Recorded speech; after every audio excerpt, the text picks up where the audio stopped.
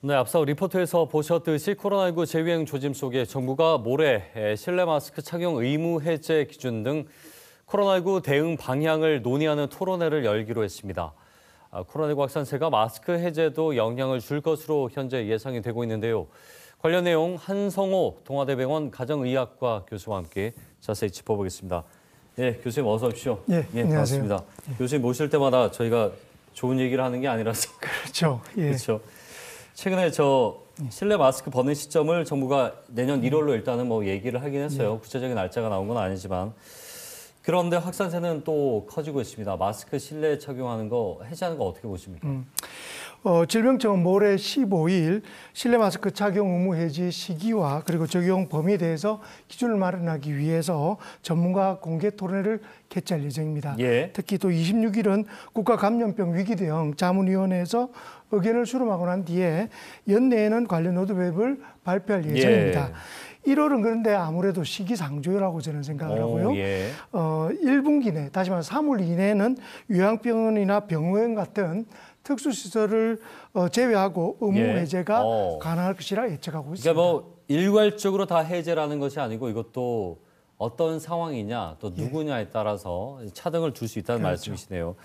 지금 독감하고요, 코로나19하고 동시에 유행하는 트윈데믹이라고 우리가 얘기를 하는데 이게 현실화되고 있는 모습입니다. 여기서 지금 마스크를 벗는 거는 말씀하신 대로 이제 시기상조다 이런 입장이신 거죠. 더 위험해질 수도 있는 거 아니겠습니까? 앞서 리포트에도 이야기 들으셨지만 8만 명대 확산이 되고 있다는 거죠. 1일 일평균 코로나19 확진자 수가 제일 낮았던 10월 둘째 주 기준으로는 2만 명대였습니다. 그런데 지금 11일 기준으로는 6만 명대까지 올라갔거든요. 3배 가까운 정도로 증가를 했고 독감 환자의 수도 지금 증가하고 있어서 트윈데믹의 양상을 보이고 있습니다. 코로나19의 확진자 규모가 커지면 그만큼 고위험군의 감염의 그 가능성도 높기 때문에 이런 방역 강화에 대한 무게는 더욱더 위중해 줄 수밖에 없다고 생각합니다. 그리고 코로나19뿐만 아니고 독감이나 또 기타 감염병이라든지 전염병이라든지 또 감기에도 취약해질 수밖에 없는 거 아니겠습니까? 마스크를 벗는 것이. 일선에서는 정말 코로나 환자뿐만 아니라 독감 환자도 급증을 하고 있어서 우려를 하고 있는 상황입니다. 아마 환자 입장에서도 코로나19하고 독감하고 이게 구분이 잘 안 되니까 혼란도 있을 테고요. 마스크 착용 의무 해제 이 부분이 논의가 된 것이 대전과 충남 지역에서였어요. 그 지자체에서 우리는 한번 해제를 해보겠다. 이게 도화선이 됐었는데 그 이유가 우리 아이들, 성장기에 있는 아이들이 마스크를 끼고 수업을 하다 보면 여러 가지 발달에 있어서 조금 방해가 된다는 거거든요. 그게 의학적으로 좀 근거가 있는 얘기입니까? 충분히 맞는 이야기입니다. 어린이들이 보통 언어를 습득하거나 또는 감정을 배울 때 표정이나 우리가 얼굴을 보지 않습니까? 그걸 통해서 배우는데 특히나 이제 유아기, 그러니까 2-3살, 3-4살의 어린이집을 가는 아이들은 사실 표정을 보고 사회생활을 배운다고 보면 됩니다. 그런데 이 코로나 시기가 거의 3년이 되면서 그런 정서나 언어의 습득이 확실히 떨어졌다는 연구 발표도 있을 정도로 의학적으로 근거가 있죠. 그렇지만 이런 근거도 조만간 전국적으로 마스크 해제가 될 거기 때문에 지자체별로 사실 해제를 논의하는 것은 좀 문제가 있다라고 생각합니다. 이미 정부에서도 그 해제 논의를 하겠다라고 얘기를 한 상태니까 굳이 그렇게 한 달 빨리 한다는 것이 유의미하지 않다는 거잖아요. 그리고 또 한 가지는요. 실내에서 식당을 갔을 때 식당을 가면 밥을 먹기 때문에 계속 이제 마스크를 벗고 있단 말이죠. 그러면 식당에 들어갔을 때와 또 계산할 때 이때만 마스크를 써요. 그럼 이게 무슨 소용이 있느냐 이런 얘기도 있으니까 무용론이 이런 데서 나오는데 어떻게 좀 생각하십니까? 맞습니다. 저희도 보면 식사할 때는 편안하게 그냥 식사하다가 출입할 때만 그리고 계산할 때만 쓴다는 것이 무슨 의미가 있냐고 생각합니다. 그렇지만 마스크 착용은 방역적으로 봤을 때는 굉장히 상징적 의미를 가진다고 생각합니다.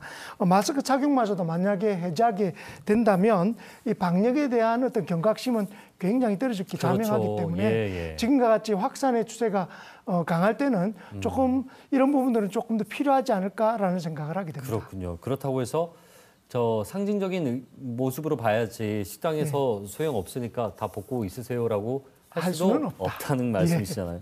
최근에 카타르 월드컵 보면 관중석이라든지 또 해외 이런 프로그램들을 보면요, 아예 마스크를 다 벗고 있는 경우도 많거든요. 실내든 실외든. 예. 해외 사례는 좀 어떻습니까? 우리가 너무 빡빡한 거 아닌지 이런 부분도 또 이제 생각이 들 텐데. 예. 5월부터 제가 최근 지난주까지 5번 정도 해외 출장을 갔습니다.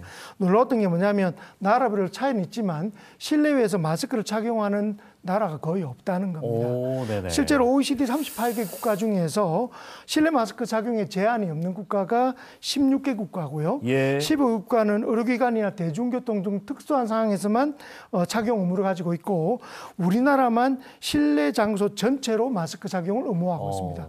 그렇기 때문에 실내 마스크 착용을 해제하는 것은 사실은 시기상조인 결국은 해야 될 거라고 생각을 하고요. 중앙아시아 유럽 같은 경우는 국내선의 승무원조차도 마스크를 쓰지 않았습니다. 그런 경우도 있습니까? 예. 그래서 세계적인 추세인 것 같습니다. 그렇군요. 그러니까 우리가 뭐 더 잘 지켜서 나쁠 거야 없지만 세계적인 추세도 고려는 해볼 필요도 있는 것 같아요. 여러 가지 활동에 제약이 생기는 부분들도 분명히 있으니까요. 그리고 어제부터는 이제 12세 이상 청소년도 코로나19 개량 백신을 맞을 수가 있게 됐거든요. 근데 이 정부는 이 개량 백신 접종률이 높아지는 것이 의무 해제, 마스크 실내 착용 의무 해제 기준이 된다라고 했단 말이죠. 그럼 곧 이제 마스크를 벗을 건데 백신까지 또 그 부작용을 감수하면서까지 해야 되겠느냐? 이런 의견도 있습니다. 어떻게 보십니까? 청소년이 코로나19 감염에 훨씬 더 비율이 높은 건 사실입니다. 오미크론 변이 같은 경우는 보통 일반 성인에 비해서 3배에서 5배 정도 쉽게 이제 감염이 되어 있고요. 두 번째 감염한 청소년도 성인의 1.8배입니다.